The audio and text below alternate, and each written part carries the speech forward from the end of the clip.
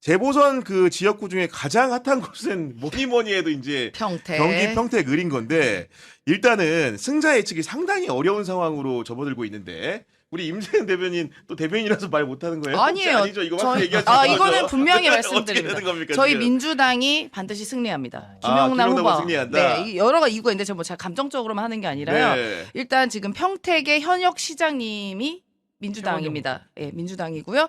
그리고 지금 수많은 시구연 후보들이 함께 열심히 본인 선거처럼 뛰고 있습니다. 저희는 시의원, 구의원, 도의원 다 민주당이 후보를 냈기 때문에 그분들이 자기 일처럼 김용남 후보의 선거도 함께 하고 있고요. 그리고 그 옆 동네인 김현정 의원, 홍기현 의원 저희 다 민주당 후보들이에요. 아 그렇죠. 예. 네. 그러니까 그런 네트워크를 무시할 수가 없고 결국 저희의 그 힘이 하나로 뭉쳐지고 또 당에서도 전폭적인 지원을 하고 있거든요. 그러면 또 김용남 후보가 어렵지 않게 저희는 승리할 거라고 믿고 있습니다. 그리고 많은 분들이 응원해주고 계시고. 민주당 지도부 같은 경우에는 오늘 이제 평택을 선거에 대해 가지고 국민의힘 후보가 가면 갈수록 이렇게 상승이 되는 분위기이기 때문에 이건 2파전이 아니라 3파전으로 될 가능성이 높다고 본다. 이렇게 말했고 결국은 3파전이기 때문에 다른 후보를 선택하면은 국민의힘이 이긴다. 그런 논리로서 이제 김용남을 선택해야 그 민주당 후보가 될 것이다 이런 얘기를 한 것으로 보이는 거거든요 지금. 그러니까 이제 조국 후보로 이행시를 해보면 조국을 찍으면 국민의힘이 된다.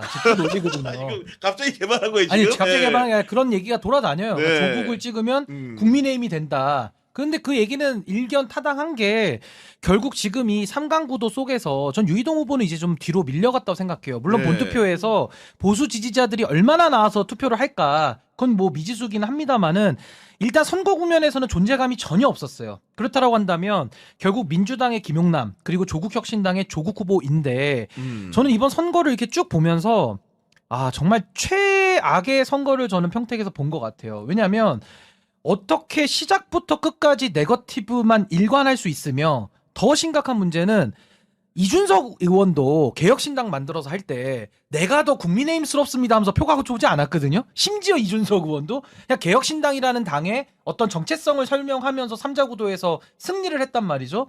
근데 이번에 조국 후보는 아니 본인이 조국혁신당 후보면은 조국혁신당이 어떤 정치를 위해서 만든 당이고 뭐 과거에는 창당도 했고 합당하자 그럴 때 늘 거부하셨던 분이니까 본인들의 자강의 길을 지금까지 설명해온 내용들을 설명해서 표를 받아갈 생각을 해야지 이게 정당한 건데 그건 설명 하나도 없고 아 저 후보 1번 후보는 영입된 후보니까 우리 당 사람이 아니에요 라면서 본인을 민주당으로 일체화시키는 전략을 쓰는 거예요. 근데 이거는 정당 정치의 근간을 무너뜨리는 거거든요. 그래서 저는 이런 식의 네거티브와 정체성 시비로 선거를 가득 채웠다라는 것은 조국 후보가 전 이길지 질지는 모르겠어요. 근데 이겨도 잘 이겨야 되고 져도 잘 져야 되거든요. 아까 제가 진보당도 이야기하지 않았습니까?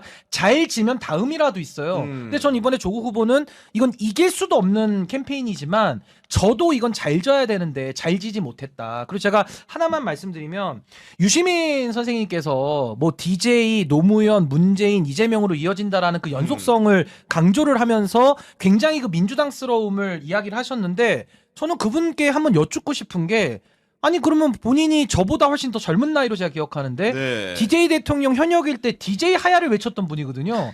그럼 DJ 대통령 그때는 하야를 왜 외쳤습니까?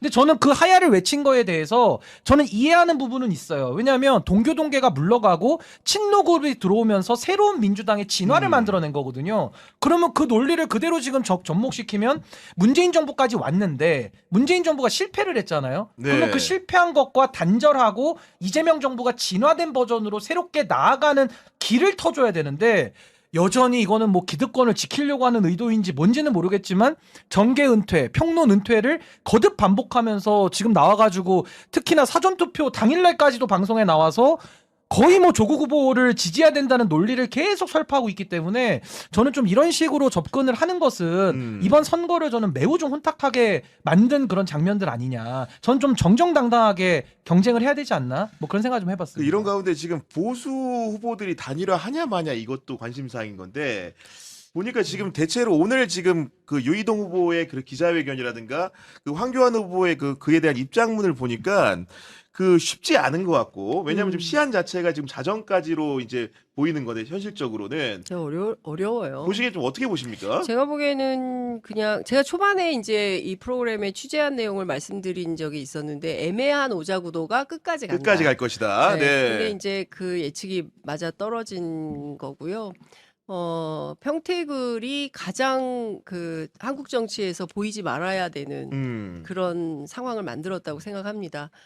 그 보수보다 진보 민주진보 쪽이 더 했어요. 생체이가 많이 났다. 네. 차라리 저는 부정선거 이런 게 막 할 줄 알았더니 오히려 거기는 그냥 조용조용하고 이쪽이 오히려 그 마타도와 네거티브가 좀 극단적 상황이어서 심지어 어제 보니까 뭐 사이코패스 뭐 이런 얘기도 나오고 또 막 그러던데 오물이란 단어도 오물이란 오물이라는 단어도 단어도 막 이렇게 나오고. 하던데 네. 제가 말씀드렸잖아요. 선거 이제 시작하면 피철철 어떡하려고 그러냐. 진짜 피가 철철 흐르게 되는 거고 이후에 어떡할 거냐가 저는 더 걱정이에요. 그러니까 저는 이렇게 판을 짠 게 저는 좀 문제라고 생각이 좀 되고 어떻게 하려고 할지 아까도 말씀드렸지만 사전에 좀 논의를 했었으면 어땠을까라는 생각이 좀 들고 이 상체기는 상당히 오래 갈 거다. 라는 생각이 좀 들어서 지금 뭐 각자 이제 응원하시는 분들 아마 전 댓글 안 봅니다. 네. 댓글에 어마어마하게 달릴 것 같은데 저는 사실 기자이기 때문에 이편 저편이 없어요. 왜 취재하면 안 되는 거죠. 예. 제가 이게 노트 기자는. 이게 갖고 네. 다니잖아요. 취재 수첩. 취재해서 그날그날에 이제 논평을 하는 건데 보시는 시각에 따라서 너는 뭐야 심지어 어떤 분은 그래서 너는 생각이 뭐야 왜 네 입장을 얘기를 안 해 막 이렇게 이제 강박을 해오시는 분들이 있는데 기자는 기자로 봐야 되고 정치인 또 정치인들의 역할이 있는 그렇습니다. 거고 네. 어쨌든 이제 구계자 입장에서 제가 보기에 평택을이 남긴 상처를 어떻게 가져갈 거냐. 그리고 더 큰 문제는 이러다가 어부지리로 유이동이 되면 그것은 이제 양쪽에 다 튀는 불이 되는 거예요. 그 다음에 진짜 엄청난 흑폭풍이 있을 텐데, 물론 저는 평택의 현명한 시민들이 윤호개인을 그렇게 찍을 거라고는 생각을 안 합니다. 그리고 어차피 3위 후보기 때문에 뭐 용을 쓴다 하더라도 뭐 어부지리로라도 그렇죠. 그럴 일은 없다. 근데 결국에는 이제 두 분 중 한 분이 당선될 가능성이 굉장히 높은 건데, 하여간 저는 오늘보다 내일, 내일보다는 모레, 모레보다는 8월이 더 걱정이다. 이런 생각이 좀 듭니다. 지금 왜 안 될 것 같냐면 보수 단일화 같은 경우는 황교안 후보 입장을 보면 재밌어요. 저도 지금 방금 전에 찾아봤는데 이렇습니다. 여론조사 결과와 본투표가 다를 것이라 정신 승리를 할 때가 아니다. 유이동 후보를 향해서 하는 얘기죠. 진정으로 이재명 세력과 본인의 말대로 평택의 나쁜 후보들을 퇴출시키고 보수의 가치를 지키고자 한다면 원칙 없는 단일화 쇼를 멈추고 평택 보수를 배신했던 과거부터 석고대죄해야 할 것이다. 유이동 후보를 유이동 후보를 상대로 평택 보수를 배신했던 과거. 제 짐작에는 박근혜 탄핵 때 찬성을 했던 그런 걸 얘기하는 것 같아요. 그렇게 말하면서 황교안 후보 뭐라고 얘기했냐. 평택은 더 이상 배신자를 길러내지 않는다. 끝까지 타협하지 않고 입법 독재와 목숨 걸고 맞서 싸울 진짜 보수 황교안만이 이번 재선거에서 승리해 평택의 무너진 보수 기반을 바로 세울 수 있다. 말이 됩니까?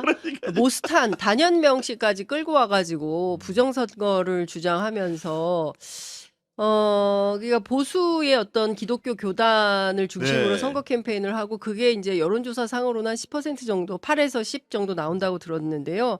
실제 저는 유효 투표가 그렇게 많을 거라고 생각하지 않아요. 그러니까 뭐 많이 나와봐야 뭐 그 5% 이내라고 생각을 네. 하고 이제 그런 측면에서 보면 이제 3선을 그 지역에서 하고 고향이고 뭐 이런 유이동 후보가 너무 인기가 없는 거죠. 근데 그런 평가가 왜 그러냐? 실제로 유이동 후보가 한 게 별로 없다는 거예요. 그래서 지역 유권자들 사이에서는 평가가 매우 안 좋고 그래서 결국에는 선택은 너무 뻔한 건데 둘 중 하나다. 그렇습니다. 네. 그래서 이제 누가 될지 저도 지켜보도록 아니, 하겠습니다. 그래서 저는 이게 참 아쉬운 게 조국혁신당이 만약에 제가 거기서 전략을 조언을 드리는 입장이었다면 아니, 사회권 선진국이라는 단어 우리가 오래전부터 들어봤잖아요. 그럼 그게 도대체 어떤 내용인지를 설명하고. 알릴 수 있는 너무 좋은 기회예요. 그리고 알리면서 만약에 유권자들이 평가할 때 이재명 정부의 성공을 위해서 저런 노선도 필요하겠다. 그러면 표를 주는 거예요. 단 한 석이라도 존재의 가치가 있다는 게 증명이 되면 표를 가져가는 건데 또 김용남 후보는 보수 출신이고 또 이재명 정부의 중도 보수 확장과 이게 어떻게 융화되는지를 국민들은 알고 싶거든요. 그렇게 하면서 두 툴 중에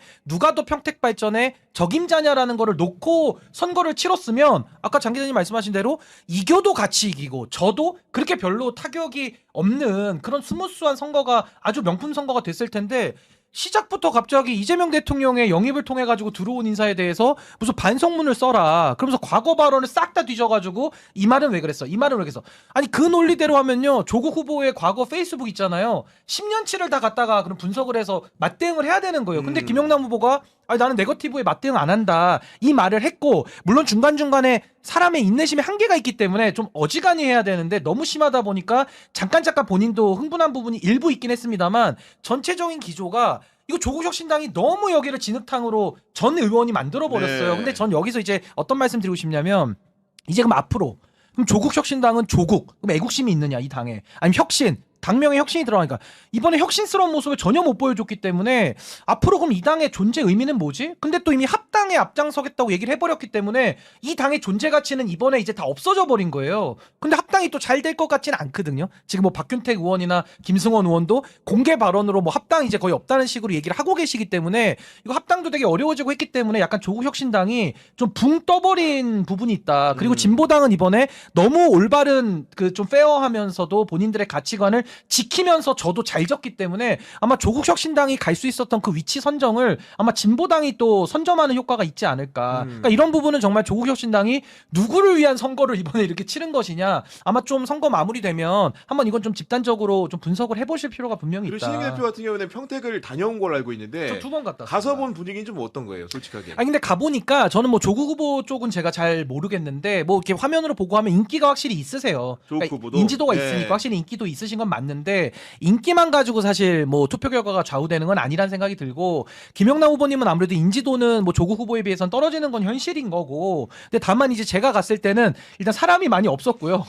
왜 없어요? 왜? 도농복합이니까 우리가 논도 많이 다니고 그래가지고 네. 또 더웠어요. 그러니까 많은 분들이 바깥 활동을 많이 안 하실 때 제가 간 것도 좀 있지만 밤에 이렇게 상점 같은 데 같이 돌아보긴 했는데 정말 많은 분들 한 10명 중에 한 7, 8분은 다 김용남 후보님 엄지척 하면서 좋아하시더라고요. 그러니까 이거는 조국 후보 따라다니신 분들은 또 조국 뭐 후보가 똑같이 말씀하시겠지, 더 좋다 당연히. 그러고 또 저는 네. 김용남 후보님 쪽만 봤기 때문에 완벽한 정보는 아니겠지만 그래도 나름대로 그 안에서 잘 착근이 된 네. 부분은 제가 확인을 했습니다. 근데 그 굉장히 안 좋은 시그널은 투표율이죠. 투표율 사전 투표율이 지금 평택을이 18.39%거든요. 낮죠. 네. 그러니까 전체 23.51%에 비하면 여기가 그리고 그 뭐 보수 텃밭 아니에요. 그러니까 그 이재명 대통령 때도 지난 대선 때도 민주당을 4만 몇천 표 이상 이겼나 하여튼 뭐 그럴 거예요. 그래서 뭐 그러니까 민주당 지지세가 큰 밭이에요. 그렇죠. 네. 그런 걸 생각해 보면 왜 이렇게 시민들이 안 나오셨을까?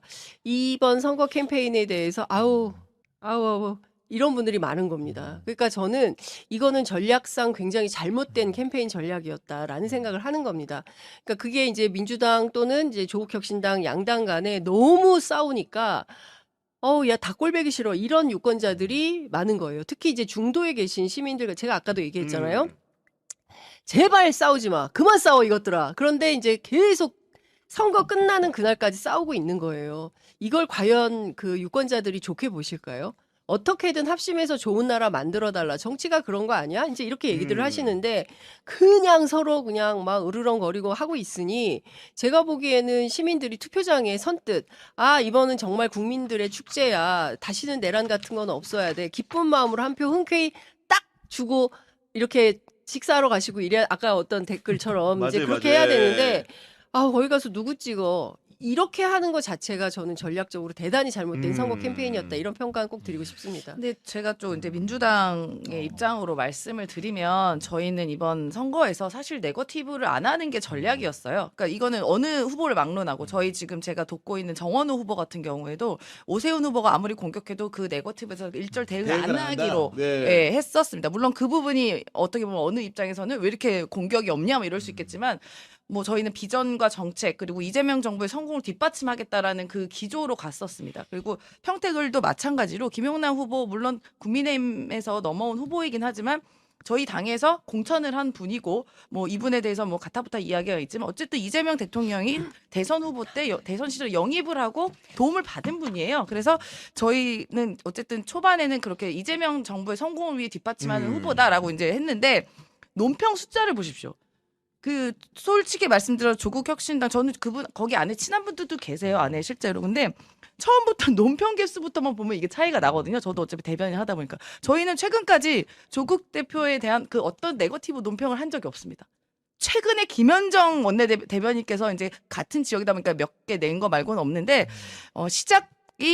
시작을 민주당이 하지는 않았다.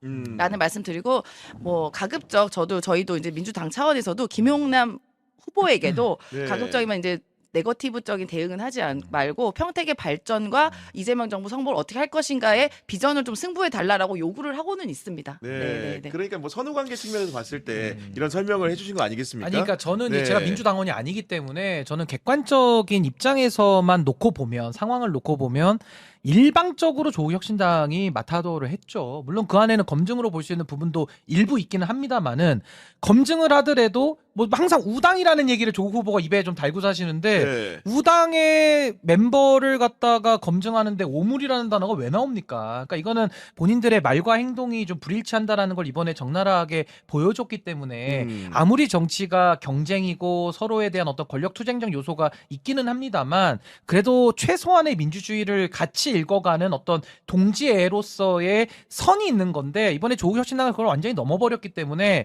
굉장히 조급해 보이고 본인들이 이번에 조국 후보를 반드시 국회에 넣어야겠다라는 그 욕심이 너무 많이 보였어요. 근데 그게 이제 좋은 결과로 이어지면 참 좋겠는데 제가 볼 때는 우리 현명하신 국민들께서 그 과정을 다 보시거든요. 그러니까 이걸 가지고 둘이 싸웠다. 이렇게 이야기하기에는 정말 김용남 후보가 너무 많이 당해서 그런 동정 여론이 불 만큼 굉장히 민주당이 그래도 이번에는 좀 침착한 대응을 저는 네. 보여줬다고 생각합니다. 그러면 우리 신인규 대표 같은 경우에는 우리 평택을 선거구에서는 김용남 후보의 당선 가능성을 높게 점치는 거고 그렇다고 한다면 2, 3등 싸움이 있는 건데 2등은 누가 될 거라고 예측하십니까? 저는 2등도 유이동 후보가 전 할 가능성도 있다고 봐요. 왜냐하면 조국 후보가 지금 저는 한번 진짜 열어보고 싶거든요. 그러니까 정말 민주당의 표를 야금야금 가져오는 전략을 이번에 쓴 건데 이건 정당 정치의 원칙에도 맞지 않고 그동안에 조국 후보가 했던 발언을 스스로 뒤집는 발언이에요. 그러니까 여기에 대해서 뭐 조국 후보가 가진 어떤 인기나 어떤 인지도나 스타성을 가지고 얼마만큼 뺏어올 수 있는지가 저는 관건이라고 저는 보는 건데 저는 정말 궁금합니다. 그래서 어느 정도 소구가 네. 되는지 궁금하고 의외로 저는 유이동 후보가 막판 뒷심도 그 평택에서 오래 많이 된다고 정치를 한다면, 하신 분이니까 네. 그 부분도 무시할 수는 없다. 근데 1등은 민주당의 김용남 후보가 할 것 같다라는 게 저의 분석입니다. 네. 제가 보기에는 뭐 1등도 1등이지만은 이 1, 2, 3등 순위가 어떻게 정해지냐에 따라 가지고 뭐 정당 재편이라든가 혹은 향후의 정치 지형 같은 것들이 크게 바뀔 수 있기 때문에 그 순위가 굉장히 중요해 보인다. 그런 차원에서 우리 신인규 대표한테 여쭤봤다는 말씀을 좀 하나만 드리고 더 추가하면 네. 진보당도 이게 밴드웨건 효과 때문에 김재현 후보가 끝까지 가기는 합니다만은 그 표도 아마 좀 이동할 가능성은 일부 있어요. 그럼 그분들이 조국 혁신당에 갈까, 민주당에 갈까? 그건 이제 그동안의 관계를 맺어온 부분을 놓고 본다면 아마 민주당이 흡수할 가능성도 전 또 높아 보인다고 봅니다. 네, 알겠습니다. 저는 네. 일단 이번 선거가 어쨌든 이재명 정부 들어서 치르는 첫 선거잖아요. 그 와중에 이제 미니 총선이라 불리는 재보궐 선거가 있는 것이고요. 근데 저희 이제 이번 지방 정부를 만들 때도 이재명 정부의 국정 운영을 튼튼히 만들 지방 정부를 구성하는 것도 있고요. 그리고 또 이제 국회 구성도 지금 이제 사실 이번 재보궐 나온 데가 거의 다 민주당 의원이었던 곳에서 재보궐 나왔습니다. 맞아요. 후보가 예. 됐기 때문에. 근데 그 숫자를 다른 당에 주면 안 되지 않겠습니까? 맞아요. 네, 그걸 네. 뒷받침해줘야 된다고 생각하고요. 네, 이제 그런 걸 염두에 봤을 때 민주당 후보 뒤에는 누가 보이냐? 이재명 대통령이 보입니다. 그리고 민주당 후보만이 유일하게 이재명 대통령 사진을 들고 다닐 수가 있어요. 아, 네. 근데 조국 혁신당도 들고 다니던데. 이재명 대통령 얼굴을 많이 얘기를 하던데. 그거 왜 그럽니까? 글쎄, 뭐 제가 그 부분까지는 파악을 못했고. 아니, 근데 아까- 우리 대통령이 그렇게 통합의 관점으로 모든 분들에게 인기가 많습니다. 그렇게. 네. 아니 근데 아까 임전 대변이 아까 공주에서 설명한 것처럼 네. 쭉 찍다 보면 줄투표 경향이 또 있어서 평택도 쉽지가 마찬가지예요. 않아요. 네. 그러니까 쭉 찍다 보면 추미애, 최원용, 평택시장 이러면서 김용남 후보 이게 많기 때문에 그렇죠. 아마 이 부분도 굉장히 중요한 요소다. 네. 평택 을은 민주당을 넘어서 민주 진보 진영 특히 네. 뭐 민주당과 조국 혁신당 또 상당 부분은 또 함께 해왔지 않습니까? 네. 또 애초에 뿌리는 또 같다고 볼 수 있는데 이 두 정당 간의 또는 진영 내의 갈등과 대립을 보여주는 장소인 것 같습니다. 예. 참 보는 사람 입장에서 좀 씁쓸함도 있을 수 있고 안타까움도 있을 수 있는데 예. 막판까지 자 격한 발언들 이제 수위가 더 높아졌습니다. 이 가다 어디까지 가나 할 정도입니다. 지금 아까 보셨죠? 예. 엄청난. 네. 예. 어떻게 보고 계십니까? 이제 지난번에 얘기했듯이 우리 조국 대표께서는 뭐 나라의 지도자를 꿈꾸시는 분 아니겠습니까? 그러면은 그러한 분은 좀 험지를 출판하고 본인이 희생하더라도 전체 진영의 민주 진영의 승리에 기여하는 그러한 헌신과 기여를 했을 때 본인의 미래를 향한 꿈도 더 가질 수가 있는 것이라 생각하는데 그 진보당의 김재현 대표가 이미 활동하고 있는 지역으로 뛰어든 거예요. 그러니까 민주 진영의 두 대표가 갑자기 경합을 하게 되고 또 민주당으로서는 후보를 안 낼 수가 없지 않습니까? 그 상황에서. 예. 그러면서 이제 상황 판 자체가 헝클어지게 만들었다. 저는 아무리 배지가 급하더라도 이건 아니다.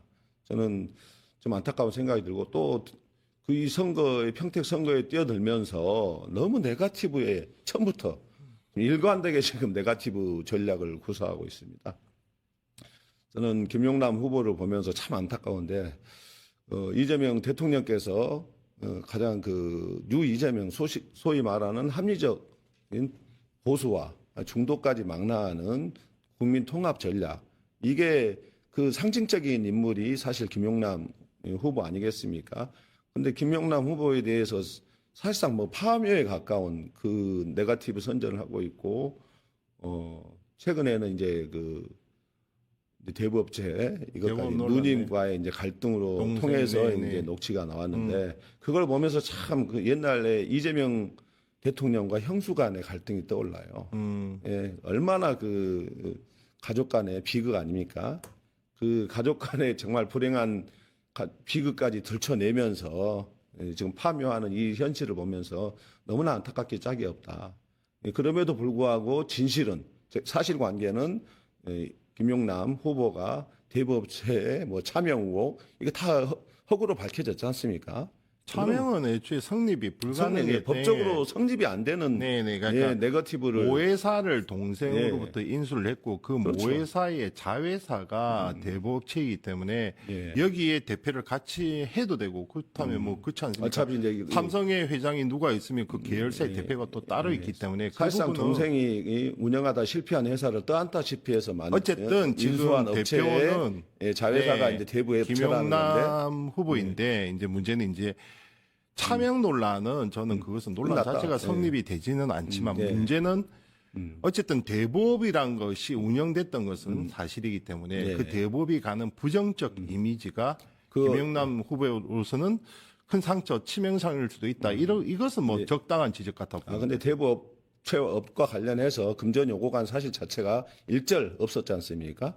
그리고 무엇보다도 김용남 후보가 부모를 봉양하는데 어머니는 뭐 1,000만 원 가까이 매달 그리고 아버님한테도 거의 의절 관계다시피 했는데도 160만 원인가 매달 190만 원. 네, 그렇게 부양을 했는데 형제지간에는 이제 돈을 형제지간에는 그렇게 지원을 하지 않았다. 이런 것들이 오히려 형제간에 이제 갈등이 된 것 같고 특히 이제 누님과의 갈등이 불거졌는데 어떻게 보면 참 불행한 가족사 아닙니까? 왜 이런 것까지 파묘해 가면서 네거티브 선동을 하는지 저는 이해할 수가 없습니다.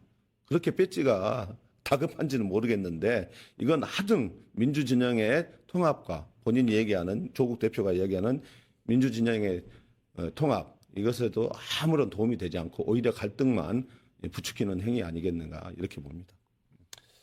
네, 뭐 그것이 검증인지 맡아도 네거티브인지 그거는 뭐 전형적인 보시는 네거티브죠. 분들이 판단을 하시겠지만 조국 대표가 평택을로 출전을 하면서 공세의 대상을 김용남 후보로 설정한 것은 분명합니다. 때문에 이 격화되었고 자 문제는 김용남 조국 이 두 사람 개인만의 문제로 치환할 수가 없다. 가령 지금 흔히 말하는 뭐 그동안 네. 민주 진보 진영의 큰 스피커 역할을 해왔던 네. 김어준 씨라든지 예. 그리고 유시민 작가 네. 그렇죠 등등도 지금 발을 벗고 나서서 사실상 조국 지지 또는 조국 엄호 이렇게 가면서 단순한 두 사람만의 문제를 치환할 수 없기 때문에 이 문제를 심각하게 바라보는 겁니다. 정말 진영 내의 분열, 갈등, 뭐 흔히 말하는 뭐 친문, 친명 이렇게까지 얘기가 되니 거기에 대한 우려가 큰 것이 사실입니다. 어떻게 봐야 됩니까? 예, 참 그분들이 그 이재명 대통령이 추구하는 전략, 국민적 통합 전략이고 그 속에서 이제 중도와 합리적 보수까지 망라하는 그러한 저는 이제 민주당이 국민 정당의 길, 그러한 국민 정당의 길로 가는 그 방향성을 좀 갖고 계신데 그분들은 이제 조국 대표를 비롯해서 민주 진영의 이 좁은 울타리 안에서 머물려고만 하고 있지 않는가. 근데 실제로 전국의 그 진보 보수를 보면은 저는 거의 팽팽합니다. 진보와 보수. 오히려 보수가 더 수적으로는 우위에 점할 수도 있어요. 그리고 그 사이에 중도가 더 광범위하게 존재하고 있습니다. 이 광범위한 중도를 설득할 수 있는 절호의 기회가 왔지 않습니까? 윤석열이 망가뜨린 대한민국을 이재명 정부가 1년 만에 정상화시키고 오히려 더 한 단계 더 도약시키는 계기를 만들어 나가고 있지 않습니까? 이걸 발판으로 국민 정당의 길로 뻗어 나가야지. 그리고 그 속에서 국민 정당의 길로 나가는 과정에서 김용남 후보나 또 누굽니까? 그 개혁당 대표였던 개혁당요? 저 이준석 당에서 지금 청와대 가시던 분.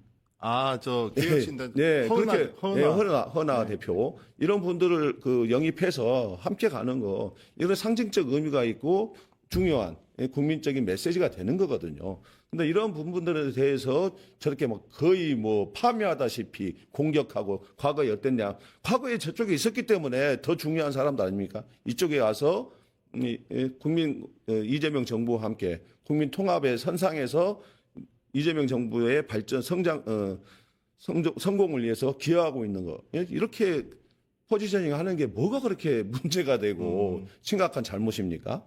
결국은 좀 이재명 대통령을 욕하는 거예요, 그건. 왜 이재명, 네오 이재명이 됐든 이재명이 됐든 이분들이 이제 이재명 정부와 함께 국민적으로 통합하고 대한민국의 발전을 위해서 함께 가는 것. 이 길이 맞지 않습니까? 국익 중심. 국민 중심의 실용주의 길로 가야죠. 언제 또 진영 따지고 이념 따져서 대한민국을 발목 잡습니까? 저는 오히려 이건 대한민국을 발목 잡는 행위이다. 정말 냉정하게 좀 자신을 돌아보기를 바랍니다. 갈라치기는 지금 누가 하고 있는 겁니까? 가령 뭐 앞에서 앞서서는 ABC 논쟁까지 나왔었고 그렇죠. 네. 그다음에 지금은 또 민주 진보 진영의 큰 틀 그러니까 이제 뉴 이재명이라는 곳이 나와서 원조 이 민주당 세력 주류를 몰아내려고 한다. 맡아도 그 와중에 또 이현주 등등 이게 말이 되냐 뭐 이런 논리도 있는 것이고 또 다른 반대쪽에서는 또 다른 논리를 내세우고 있지 않습니까? 그러면서 서로가 서로를 갈라치게 한다고 하는데 도대체 누가 누구를 갈라치게 하는 겁니까? 이제 저는 냉정하게 우리 국민들도 좀 바라볼 필요가 있다. 내부 진영의 단결도 중요합니다. 그리고 그 단결을 바탕으로 해서 외연을 확장해 나가야 되는데 지금 그 외연을 대통령께서는 외연을 확장하고 싶어 하는데 오히려 민주당 내부에서는 그리고 조국당이나 이런 데서는 내부 갈등을 조장하고 있는 거 아니겠습니까? 저는 지금 조국 대표의 행위는 내부 갈등을 조장하는 행위이고 거기에 그 지지하고 있는 분들 그 내부 갈등을 증폭시키고 있다. 저는 그렇게 해석할 수밖에 없다. 저는 그렇게 생각합니다. 마지막 질문입니다. 이래서 네. 이렇게 해서 자 앞서 조국 혁신당과의 합당 논란 민주당이 큰 내용을 한번 겪었죠. 그렇죠? 네. 자 때문에 6.3 지방선거 이후로 네. 합당에 대한 논의 자체를 미뤘습니다. 미룬 바가 있습니다. 자, 이렇게 서로 간의 생책이 격앙된 감정이 더 쌓이게 되었는데 예. 과연 통합, 합당 가능하겠습니까? 제가 보기에는 합당은 불가능해졌다. 불가능해졌다. 네, 제가 왜 이렇게 보냐면은 이미 지금 그동안의 과정에서 우리 국민들도 똑똑히 봤을 겁니다.